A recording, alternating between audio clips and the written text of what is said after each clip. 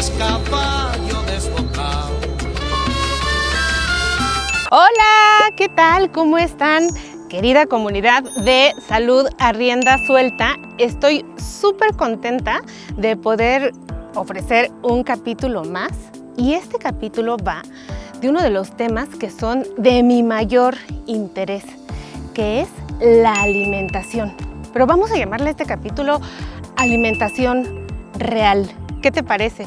Antes de todo, quiero agradecerte pues que veas el material, que lo compartas, que te suscribas y que nos ayudes a venir a formar, por supuesto, esta comunidad en donde estamos buscando la medicina más bonita de todas, medicina holística. Vamos a empezar fuerte y recordando, mucho más allá de ver en qué términos estamos actualmente en alimentación, ¿qué les parece si recordamos a nuestras abuelas, a nuestros abuelos? Pensemos en 2 generaciones atrás y en la forma en la que las personas se alimentaban, como este hombre a través de lo natural, ¿sí? A través de lo que está en el consumo y a la disposición de la naturaleza, en donde podíamos hacer comunidad y el comer y el alimentarte no nada más tenía que ver con el hecho de no tener hambre, sino de convivir y de experimentar una serie de sabores, la participación de los hombres a veces trayendo la comida en pescados, en la casa, en la recolección. De verdad que la alimentación tuvo un tiempo de auge extraordinario en donde no nos conformábamos nada más con no tener hambre o con estar llenos. Era un tema de convivencia que actualmente y desafortunadamente a través de la alimentación de ultraprocesados pues ha cambiado de manera drástica. Vamos a ver cómo volver a alimentarnos de una forma natural, porque sí se puede. En este capítulo, acompáñame. Vámonos, Pompi. Corazón amarrado, cuando le sueltan la rienda es caballo desbocado. La alimentación es tradición, es memoria y es cultura. Imagínate ahorita así que se te antojen unos frijolitos recién hechos. Ese aroma llega profundamente a regiones del cerebro que se encargan de fijar la memoria. Y es particularmente interesante porque ¿quién no se acuerda a qué olía el guiso de la mamá? El guiso de la abuela, de la esposa o del marido. Estos circuitos cerebrales nos ayudan a que la alimentación no solo sea un proceso para mantenernos vivos y en nutrición, sino que además relacionemos sentimentalmente lo importante que es convivir y nutrirnos. Algo de lo más bello que hemos olvidado y que nos ofrece la alimentación es explorar absolutamente todos nuestros sentidos. Les he platicado antes acerca del olor que nos remonta a esa mañana bonita en donde desayunamos quizás esos sencillos frijoles, pero también cuando escuchábamos el freír de una carne asada o de una milanesa. Yo recuerdo ahora cuando era pequeña mi madre que freía las tortillas o doraba las tortillas para los chilaquiles. Y ese momento era precioso porque bajábamos o estábamos todos y desayunábamos. Recuerdo que era como el momento de fin de semana donde nos juntábamos para platicar cuando éramos pequeños. Y ahora cuando huelo y cuando escucho el dorar de los chilaquiles, de las tortillas para los chilaquiles, me acuerdo de mi madre. Ahí está como la alimentación fija la memoria. También cuando ves el color diferente, la diversidad de colores que pueden ofrecerte los alimentos variados, ricos y de temporada. Nunca se me va a olvidar cuando iba al campo y veía a mi abuelo que recogía los mangos, que recogía las ciruelas, que recogía las piñas. Y esa diversidad de colores y de todo, el solo verlo sobre la mesa, implicaba que ya habían ido o al mercado o a recolectar o a bajar del árbol lo que íbamos a comer para ese día. Por supuesto que tengo el privilegio de ser una mujer de campo y de ser una mujer de pueblo, pero supongo que la persona que haya visto que el padre o la madre o la persona cuidadora de chiquita fue al mercado de la comunidad a comprar algo, estoy segurísima que todos tenemos estos recuerdos de la diversidad de colores en nuestra alimentación. Con esto te quiero decir cómo es que exploramos nuestros sentidos. Y más allá de ello, algo que a mí me gusta decir, un toque de mielina, es cuando podemos sentir la textura del alimento. Cuando tocas la cáscara de un plátano, cuando estás por morder una manzana, cuando sabes que vas a comer alguna frutilla suave. Eso es muy importante. Entonces, a través de nuestros sentidos, exploramos el ambiente y exploramos la alimentación. Todos estos aprendizajes que obtenemos a través del todo nutren nuestra memoria. La alimentación es muy importante porque es de lo que más vamos a recordar. ¿Quién no se acuerda de la famosa película de Ratatouille, en donde solamente el probar la cucharada de una sopa nos remonta a un pasaje precioso, en donde te acuerdas de la abuela que ya no está, pero que a través del aroma, a través del sabor, nunca te dejará? Y bueno, nosotros en nuestro país, en México, gracias a nuestra gran diversidad, tenemos la oportunidad de tener una buena alimentación. ¿Qué les parece si damos un brinco y así esta mañana viajamos hasta Japón, que nos gusta traer su cultura, y pensamos en ellos, justamente en cómo se alimentan, y tienen algo bien interesante que ya se los he platicado en otro capítulo de Salud a Riendas Sueltas. Vean ahí, échense la búsqueda para que aprendamos un poquito de otras culturas y hagamos lo más bonito de todo, que es aplicar diferentes conceptos para poder vivir de manera pues exitosa y como decimos acá, siempre vivir más y mejor. Ellos tienen el concepto de comer y no llenarse, siempre se los digo, hasta desabotonar el primer botón o el cinturón. Ellos comen hasta el 80% para poder mantener sus actividades cerebrales y todo lo demás en orden y poder seguir laborando. De este lado del mundo no nos pasa eso. Comemos como si mañana no fuera a existir. Y eso es particularmente interesante porque hay algunas tradiciones todavía más antiguas que utilizan como propuesta de restricción calórica, es decir, de comer mucho menos, el famoso ayuno intermitente, que algunas personas piensan desafortunadamente que es una moda alimentaria, cuando es solamente una tradición que va todavía más y más y más atrás. Los antiguos griegos, para poder aceptar a sus alumnos en las cátedras, los querían en ayuno. Las personas que iban, los espartanos, por ejemplo, para enfrentar grandes batallas y desarrollar grandes musculaturas, necesitaban estar en ayuno. No te estoy diciendo que estés en ayuno. El ayuno intermitente es una estrategia más para tener una buena alimentación. En la próxima temporada, espérate, porque si tú quieres empezar a hacer ayuno intermitente, te voy a decir cómo y te voy a acompañar. Pero hoy quiero que sigamos aterrizando sobre la importancia de no tener el estómago completamente lleno, como se dice por ahí, para que podamos seguir no solamente manteniendo nuestra actividad cerebral, trabajando, siendo personas lúcidas, sino también el poder desarrollarnos de una forma más óptima, prevenir enfermedades cardiovasculares y educar a nuestro cerebro, que es el gran constructor, es el que más aprende, pues a que en esa memoria no se fije comer hasta reventar. Y bueno, amigas, amigos, más allá de decir no comer hasta reventar, hay otro concepto que me gustaría mucho que hoy que vamos a hablar de la alimentación real, tengamos en cuenta, que es comer aquí, ahora y disfrutar el eterno presente. Cuando nosotros estamos comiendo mientras vemos la televisión, mientras deslizamos el dedo por el TikTok, mientras scrolleamos así de una forma tremenda, nuestro cerebro está distraído. La señal va a tardar, según los estudios, hasta aproximadamente 20 minutos más en llegar. Es decir, que mientras estás no haciendo una sola cosa, corres el riesgo de comer mucho más porque la señal de que ya estás satisfecho va a tardar más o menos 20 minutos en llegar a tu cerebro. Es importantísimo que en la alimentación recobremos el solo comer, sin ver televisión, sin estar distraídos, disfrutar la alimentación consciente y en el presente. Y hay algo más, el sabor de la comida. Porque muchas veces pensamos cuando hacemos medicina preventiva, y obviamente les voy a empezar a hablar de los ultraprocesados, en que solamente es importante pues seleccionar cierto tipo de alimentos por la restricción calórica y que no sean carbohidratos y que no sean estos y que no sea el otro.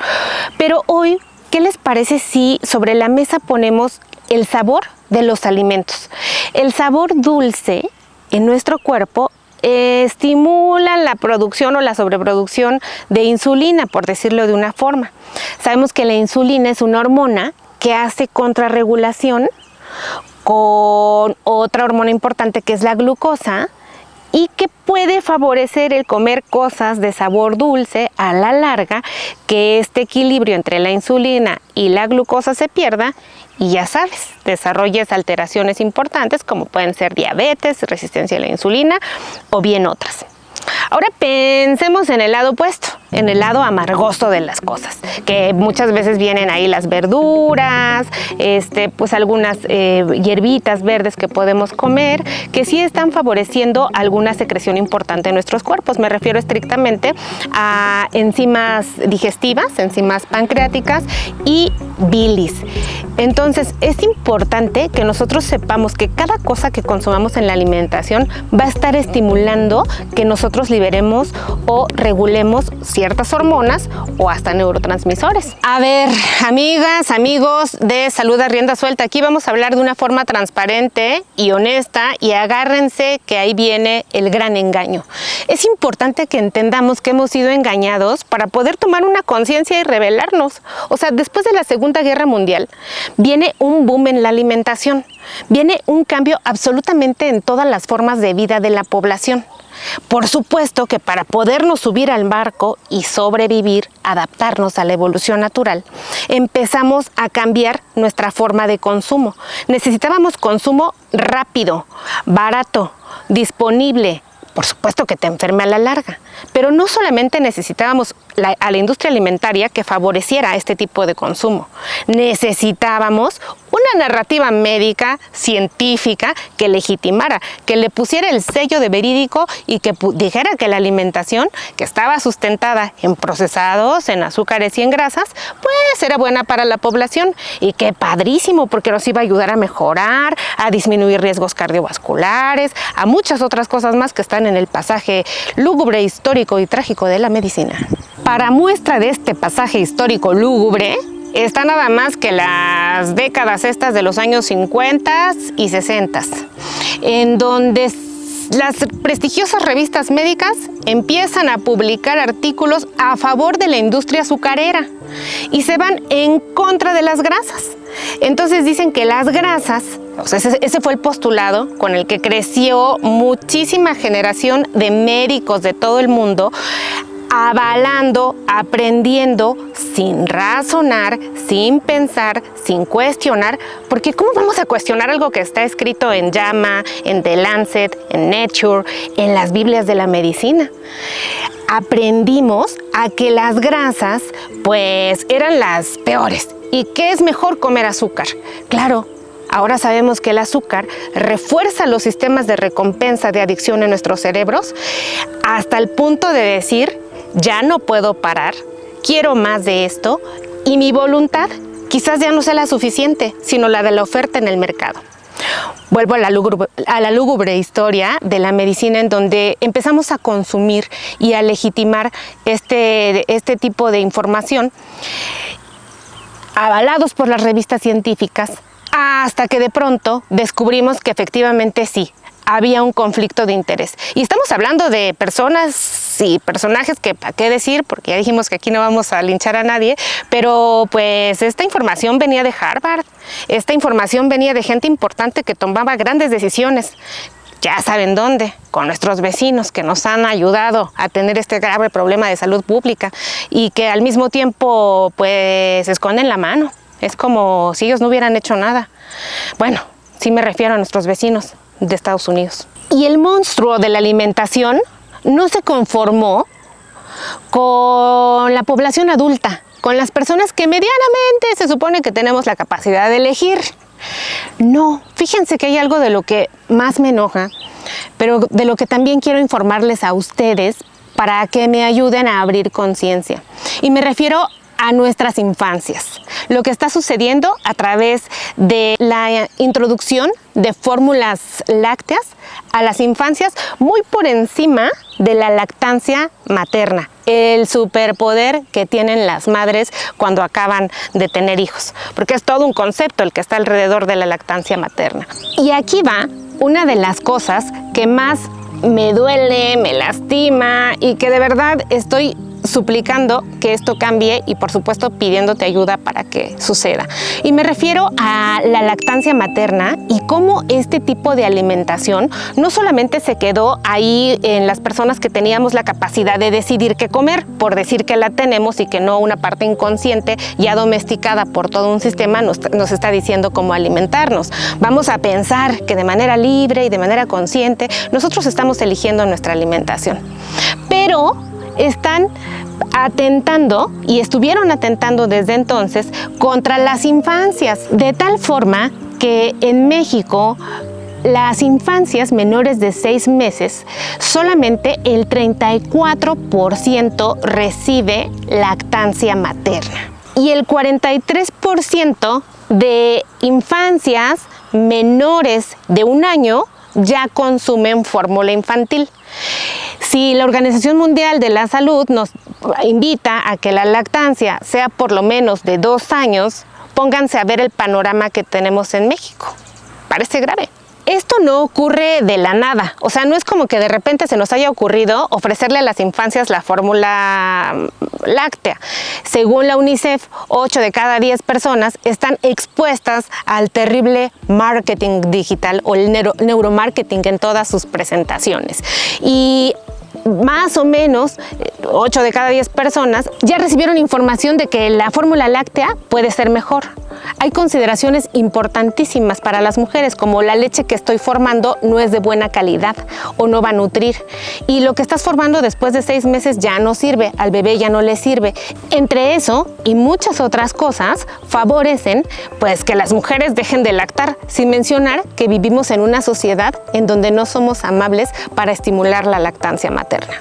Afortunadamente existen esfuerzos por estar haciendo visible qué cosa tienen las famosas fórmulas lácteas. En el 2024, el Instituto Nacional de Salud Pública y UNICEF hacen un estudio de análisis de las fórmulas lácteas promocionadas y lo que descubren es que la mayoría tiene exceso de azúcares, grasas trans, sodio y proteínas en exceso, lo cual no necesariamente es lo ideal para los niños y niñas que apenas están empezando a descubrir este mundo. En Salud a Rienda Suelta nos vamos a enfocar en lo que sí está pasando, más no en lo que ya no pasó, que pues fue toda esta serie de eventos atroces. Actualmente y recientemente tenemos la fortuna de que México y Brasil en el 2025 pues empiezan a hacer una serie de reuniones y bueno, empiezan a visibilizar y a reglamentar la publicidad de estas fórmulas lácteas en redes sociales y otros medios para poder prevenir a la población de los peligros que puede haber, no solamente de dar alimentación en fórmulas lácteas, sino de dejar la lactancia materna. Vamos a pensar en que para las infancias la cosa queda ahí con la fórmula láctea, pero no, conforme vamos haciéndonos grandes o ya volvamos a integrarnos todos como comunidad de personas adultas, podemos observar y podemos darnos cuenta que no solamente ahí queda. ¿Quién no se acuerda? Siempre pongo este ejemplo de cuando ibas a ir a la primaria y tenías la caja de cereal aquí enfrente y mientras descifrabas el crucigrama del tigre que te iba a poner fuerte y grande o veías al gallito, te echabas tu cereal comiendo. En ese cereal había una alta cantidad de azúcar y absolutamente cero nutrición. ¿Quién no se acuerda de que después de que hiciste la actividad física, pues ya te merecías una de esas bebidas energizantes o hidratantes porque ya habías consumido muchas calorías y además te habías deshidratado? Cuando esas calorías y ese consumo de bebidas energéticas, pues realmente no era realmente lo que necesitabas para ser más saludable. ¿Quién no se acuerda de cuando llevabas una lonchera, a lo mejor con un sándwich de pan de caja, o pan de caja, que le dicen pan de caja, pero viene en una bolsa, y que estaba lleno de azúcares, además de pues, un buen embutido ahí adentro, más un poquito de mayonesa para que sepa un poquito más rico, alta en azúcar? Llevabas una bolsita de papas.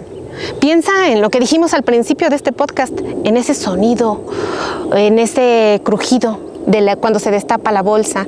Piensa en cómo ha ido cambiando la alimentación, pero también piensa en que todas estas cosas han sido impuestas por una macabra industria alimentaria que quiere que consumas y que por supuesto no sea saludable. Como siempre, las personas en México, estoy segurísima que a pesar de este bombardeo que nos ha hecho tanto daño en publicidad, siempre tenemos ese hueco de reflexión de querer regresar al origen. A nosotras nos han rescatado nuestra cultura y nuestras tradiciones, nuestros campos y nuestros abuelos. Y ahí está el secreto. Viene la famosa dieta de la milpa. Decía el colega estudioso, filósofo, investigador, saludos al doctor Toledo en la UNAM, que la milpa era un sistema agrícola. Y nosotros pensamos que sí, ciertamente es un sistema agrícola, pero es mucho más de ello. Es la forma de rescatar nuestros secretos, nuestra cultura, nuestra tradición, nuestra alimentación, de derribar las enfermedades crónico-degenerativas como diabetes o hipertensión que están matando a nuestro país y, ¿por qué no decir, rescatar nuestra mexicanidad? Por ahí se escucha de una manera peyorativa que dicen, no, pues esos mexicanos que siembran maíz y comen maíz y que, bueno, una serie de cosas que para qué les cuento sobre las formas de ver como menos al maíz, que no lo es. Pero la milpa no solo es maíz, estamos hablando de pilares básicos que construyen la milpa: calabaza, chile, maíz, frijol. No solo somos sembradores de maíz y consumidores de maíz, sabemos qué hacer con la sinergia de estos alimentos. Y para esas personas que piensan, insisten, dialogan y fomentan que el maíz no es suficiente, pues hay un proceso, les voy a contar sobre este proceso maravilloso que es el proceso de nixtamalización del maíz, que es como un lavado, en donde de lo que se trata es como de hacerlo más rico en niacina, mejora la disponibilidad de calcio, es un excelente antioxidante y mejora la cantidad o la calidad de proteínas que nosotros estaríamos consumiendo. Y por favor les voy a pedir que pues hoy vamos a hacer alimentación real, o sea, la de veras. Entonces, una tortilla de maíz es superior a las tortillas que vienen en paquete y que son de harina o que vienen pues ya conservadas, para que usted nunca se le eche a perder. Ya le dije, no vamos a hablar mal de nadie, pero vienen en sobrecitos de a 10, de a 15 y se ponen así en el sartén con un jamoncito en medio y dice que saben muy ricas. Pero eso favorece que con el tiempo pues tengamos muchas enfermedades. La tortilla del maíz es superior a cualquier otra situación. Obviamente hay que buscar una buena tortilla de maíz que haya pasado por el proceso de nixtamalización. Corazón amarrado, cuando le sueltan la rienda es caballo desbocado. Oigan, y pues yo no sé, pero en este ambiente a mí se me antoja y siempre le digo a Paulita que me regale algo de enmoladitas, algo de una quesadillita por ahí, pero también hay esta famosa tradición, y además sabe riquísimo los frijoles. ¿A quién no se le antojan unos de olla, refritos, charros? Una cantidad de formas que tenemos de preparar los frijoles y que son realmente una gran fuente de proteína y de alimentación. Entonces yo creo que es muy importante que rescatemos ese valor, porque pues obviamente no solamente nos aporta una alimentación libre de proteínas de origen animal, sino que nos dan una herramienta más para poder enfrentar los déficits de proteínas o complementar la proteína cuando no queremos alimentarnos de los animales, porque se vale. Y ahí viene la calabaza, que la calabaza aporta agua, fibras, vitaminas, y si nosotros nos ponemos a pensar más pequeñitamente en la calabaza, vemos a su semilla, la pepita, que además está documentado que nos puede ayudar a cierta síntesis de hormonas masculinas. Y el chile, para todas las personas que les gusta comer y estar sacando la lengua y abanicarse cuando están comiendo, a mí la verdad es que el chile no me encanta, pero el chile es rico en capsaicina y la capsaicina tiene muchas propiedades, no solamente alimentarias, sino también farmacológicas. Y es antiinflamatorio, antiséptico y antioxidante natural. El chile y la capsaicina propiamente también se ha utilizado en la elaboración de ungüentos útiles para el dolor. Por ejemplo, para las personas que tienen esa famosa neuralgia posherpética, ese dolor que queda después de haber tenido un herpes. Yo que ustedes no comió tanto chile, pero buscaba la capsaicina en una cremilla, en un ungüento, que puede ser una buena opción. Puede ser buen aliada la capsaicina, grado medicinal, en mejorar los niveles de tensión arterial, en mejorar el metabolismo, y se dice por ahí en nuevas publicaciones, que todavía queremos ver más, que puede tener un efecto sobre el azúcar o la glucosa en sangre. Querida comunidad de Salud a Rienda Suelta, yo les digo que no va a haber otra forma de hacerle frente a la epidemia, pandemia, lo que ustedes quieran, horrorosa, de enfermedades crónico-degenerativas. Nos vamos de dejar de morir de estas situaciones de vida si nosotros adoptamos muy similar nuestra alimentación a la dieta de la milpa. Hay por ahí una alimentación estilo mediterráneo que por supuesto tiene una fuerte evidencia científica que habla de los grandes beneficios a la salud cardiovascular de comer pescados azules, comer salmón, aguacate, aceite de oliva, ciertos frutos, y pues está muy bien. Yo creo que es una buena alimentación, a veces un poco alta en precios para una vida a diario, y la dieta de la milpa puede venir a contribuir a una alimentación estilo mediterráneo o ser solamente pues el pilar de la alimentación de los y las mexicanas, porque la dieta del Mediterráneo es muy propia para las personas que viven en el Mediterráneo, y la dieta de la milpa, pues sí, es muy propia para las personas que vivimos cerca de la milpa y que la tenemos pues como parte de nuestros genes básicamente. Esto lo dice también la Universidad Veracruzana en estudios fuertes que se han hecho. O sea, hay evidencia científica de que la dieta de la milpa sirve, no es propaganda, es una realidad y es identidad. ¿Y qué les parece si empezamos a bajarle un poquito, a tener un poquito más de conciencia y bajar el término hacia la relación que tenemos con la alimentación? Porque nadie se alimenta en el día a día así porque sí. Siempre nos acompañan los sentimientos pues que estamos manejando en ese momento. La tristeza, la ansiedad, el amor por la comida, la desilusión amorosa, y que de pronto decimos voy a comer 1 litro de helado mientras veo la televisión porque me han roto el corazón, ¿no? O conductas como necesito azúcar, porque quizás hay algo mucho más de fondo.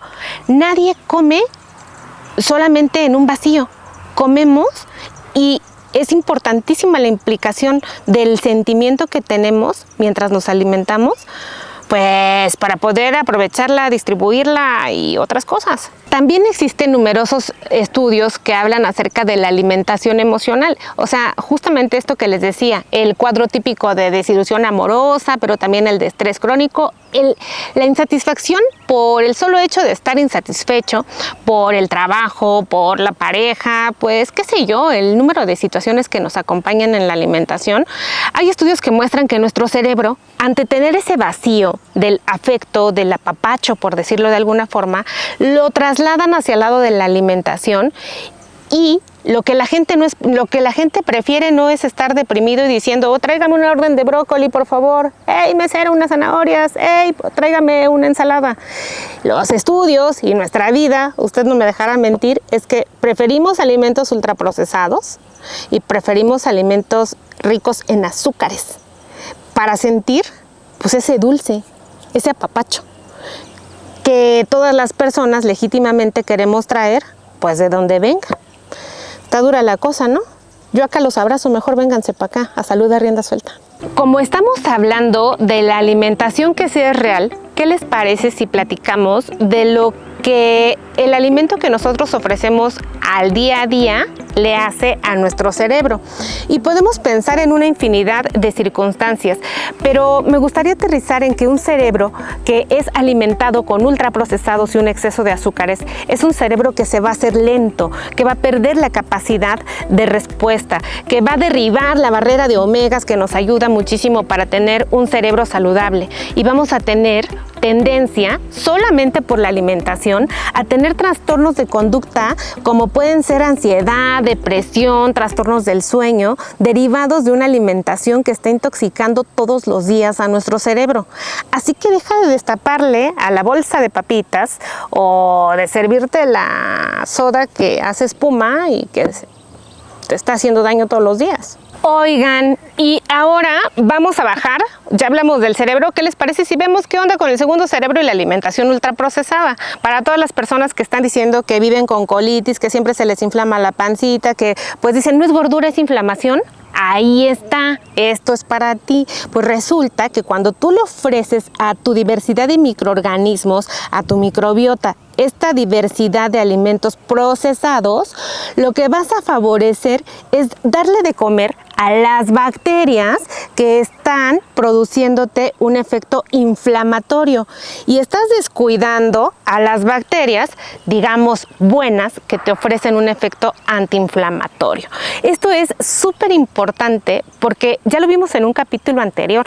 Las bacterias, el intestino alberga una parte importantísima de células del sistema inmunológico, del 70 al 80% dicen los estudios, y produce serotonina. Entonces ya vas haciendo sentido. La serotonina es el neurotransmisor del bienestar, del sentirte cómoda, cómodo. Entonces como que todo se va engranando. Como mal, destruyo la serotonina, me empiezo a sentir más triste, empiezo a sentirme apagado y ya no sé ni de dónde viene la cosa, porque a veces uno ya no sabe ni por dónde empezar, ¿eh? Otra de las cosas más importantes que nosotros podemos observar en el día a día es que las niñas están empezando a menstruar súper antes de lo que se esperaba. Las mujeres están teniendo el climaterio y la menopausia súper antes de lo que se esperaba. Los hombres están perdiendo calidad espermática. Hombres de 40 años ya no pueden tener familia, a menos de que se puedan hacer técnicas de reproducción asistida, y todo esto tiene que ver con la implicación de los ultraprocesados, de las azúcares en exceso, en la función de regulación hormonal. Por ahí también hay otras condiciones importantes de salud que se ven afectadas directamente por esta cantidad, y es que lo tienes que entender, hombre, mujer. Si vives con endometriosis, con síndrome de ovario poliquístico actualmente renombrado, o con cualquier otra entidad, si no cambia la alimentación, de verdad, es inútil que te tomes la medicación anticonceptiva o la medicación hormonal. Es inútil cualquier otra técnica sofisticada que quieras tener si no estás dispuesta a dejar de consumir este tipo de alimentación. Te voy a pedir que pienses con el corazón y que veas que esos alimentos ultraprocesados que estás decidiendo todos los días se van directamente a tapar tus grandes arterias. Por supuesto que favorecen el riesgo de que mueras de un evento cardiovascular, o en el mejor de los casos uno puede morir, pero ¿te imaginas quedar con una situación de discapacidad solamente porque no quisiste frenarle a tiempo? Por supuesto que también es importante una buena alimentación para mantener huesos, músculos y todo saludable. Como ya viste, es un combo que va engranando. Los ultraprocesados van a hacer que tengas osteoporosis de manera pronta, que tengas menos calidad muscular, entre otras cosas. Así es que esta es nuestra primera aproximación, querida comunidad de Salud a Rienda Suelta, para dejar sobre la mesa que uno de nuestros temas importantes de interés que tenemos que desmenuzar es la alimentación. La alimentación tiene que ver, como lo hemos explorado en este capítulo, con todas estas formas de vida, con la cultura y con la tradición. Es momento de voltear a ver que en medio del caos en el que vivimos, de un ritmo de vida acelerado, de ciudades que creen que no podemos tener acceso a parar o a prepararnos nuestra alimentación, de vencer a la industria macabra de los alimentos ultraprocesados, pues es momento de tomar acción, es momento de saber que la alimentación es un combo súper complejo, como lo hemos podido ver de manera todavía superficial en nuestro canal de Salud a Rienda Suelta en este capítulo, que la alimentación descansa en pilares importantes, que la alimentación de estilo mesoamericano, nuestra alimentación mexicana, nuestras milpas, deben de ser cuidadas y revaloradas para poder tener salud a rienda suelta. Pues, querida comunidad, este es el esfuerzo por darles a conocer qué es la alimentación real, la que no viene en polvos, la que no tienes que comer en polvo en la mañana y en la noche, la que no viene en un sobrecito, la que no viene en un frasquito de yogurt. No, la alimentación que nos enseñaron nuestras madres, nuestras abuelas, las que nos permiten conectar y pensar en la persona a la que quizás vamos a ofrecer el alimento o con la que quizás vamos a compartir el alimento. Suscríbete a nuestro canal, ya sabes, activa el botón de notificaciones y haz que nuestra comunidad se haga más fuerte. Ya sabes que te necesitamos. Yo soy tu amiga, la doctora Citlali López, y esto, pues, está siendo un exitazo. Salud a rienda suelta. Arre. Corazón amarrado, cuando le sueltan la rienda es capaz